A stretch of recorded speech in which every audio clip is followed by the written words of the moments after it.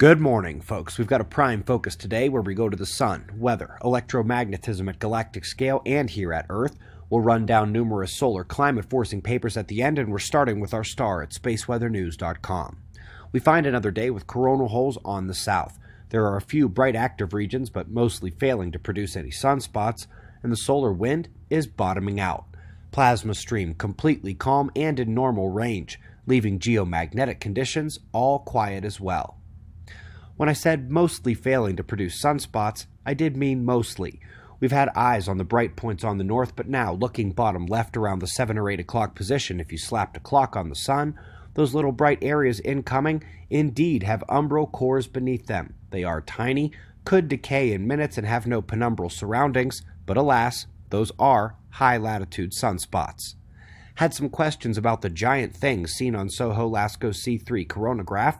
With this camera built to see the faint light of coronal mass ejections, the brightness of Jupiter's sunlight reflection creates those glare wings out the side. It's the same reason they block out the sun with the central disk. This camera is too sensitive for high light sources. Anyway, let's go ahead here and remind everyone that the Jupiter conjunction with the sun is one of the year's most important planetary geometries. It comes together here towards the end of the week, and is statistically correlated with upticks in large seismicity. We're off next to Virginia, where a nearly 70-car pileup on I-64 is being blamed on freezing fog.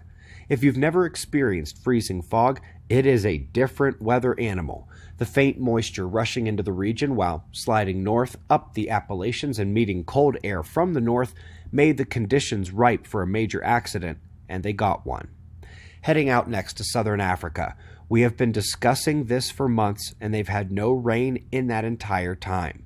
Animals struggling to find anything for themselves and their children, many succumbing to a slow passage into the next realm.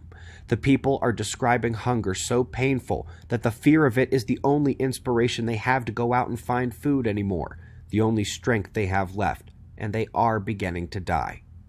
We're looking ahead here in the Philippines. Strong low tightening up and set to maintain its tightness as it charges across the country tonight and through tomorrow. These can gain new life in the South China Sea, so we will come back and check on her in a few days. Let's get to the science news now, and we're starting with the Andromeda Galaxy, M31, our closest galactic neighbor and our most photogenic nearby neighbor, and that's in nearly every wavelength of light. But today, the wavelength of light takes a back seat, and instead, it's the polarization of the light near the inner core of the galaxy that's taking focus. They discovered it's definitively still got its ring, its plasma torus from when its cosmic jets were more awake and active. And interestingly, folks, their magnetic field mapping would seem to indicate that it too likely has the large-scale coherent structure and galactic current sheet, just like the Milky Way. And just like the Milky Way, it's interacting with its stars all the time. FYI, this is just the 0.1% of the largest nova events, the only ones we can pick out from, well, a different galaxy. And this makes us wonder about signs in our sky, especially when it comes to Earth's catastrophe cycle and the potential for us to take a hit from our galactic current sheet. Are there galactic signs to watch for? What about other stars? How about on the other planets? Yes, we know which ones to look at, and no, it's not great news. That video is coming tomorrow night, and you should make plans to see it. But right now, we are driving focus back to Earth, even if we are sticking with electromagnetism. As magnetic reconnection continues its place as a key item in space physics, they continue to drive forward with their assumptions, oversimplifications, and their ignoring of Hannes Alfvén and Anthony Peratt's work. Their recognition of problems and mysteries in their models can't seem to inspire the thought that maybe they've made a mistake somewhere along the way. But alas, a glimmer of hope comes as well, with reconnecting current sheets being exactly how Alfvén describes these events in his major work, cosmic plasma. It is that circuit disruption that explosively releases the energy of the circuit at the point of disruption, and that is actually the magnetic explosion that they are trying to model and describe with the quote, magnetic reconnection. Now, let's kick off the solar climate forcing with a reminder and an ouch.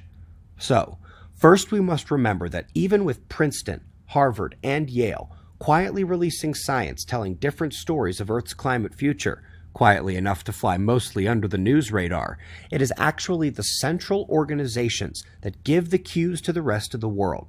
One of those cues was the UN IPCC, allowing solar particle forcing into the mix for the first time, set to be part of the 2022 release. Solar physicists are thrilled, but also surprised, like, are you guys sure you want to let him play? He's a lot bigger than CO2. But indeed, it is going to happen. Well, it happened, and now we just wait the long wait for the global report to be complete. Now, not only is the particle forcing dataset supposed to enhance and complete the previously used irradiance datasets, but we are learning a bit about how they literally fudge that solar irradiance data.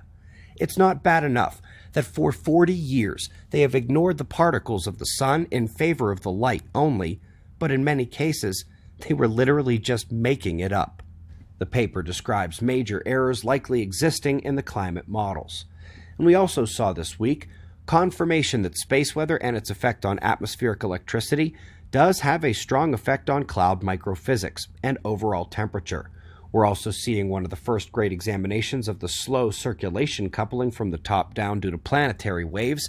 The simple version of this is that in climate models it's just sunlight heating, slowly fading down through the atmosphere. Turns out it's got a churning action as well. And that takes us to another centralized organization breaking stride. Did you know that the American Geophysical Union just had an enormous solar climate forcing segment at their fall meeting? Yeah, me either. It took place just earlier this month, and they let two of the more cited authors in my own solar climate forcing textbook completely lead the show. Folks, that's not good for human blamers of climate change. There were a large number of presenters and abstracts on the topic, but not one single ounce of media coverage on that science. Doesn't exactly fit the political control paradigm narrative. But just in case you are interested in the truth, in the silent coup against climate science occurring at universities and major organizations worldwide, if you want the specific mechanisms or what the real future of this planet's temperature is, see Climate Forcing, one of our 3 major movies from 2019, linked below this video, and also found on our channel homepage and suspiciousobservers.org. Folks, we greatly appreciate your support. We've got wind map forecasts and shots of our star to close, and of course, we'll do this all again tomorrow, right here, but right now it's 4:20 a.m. in the new Valley of the Sun. Eyes open, no fear. Be safe, everyone.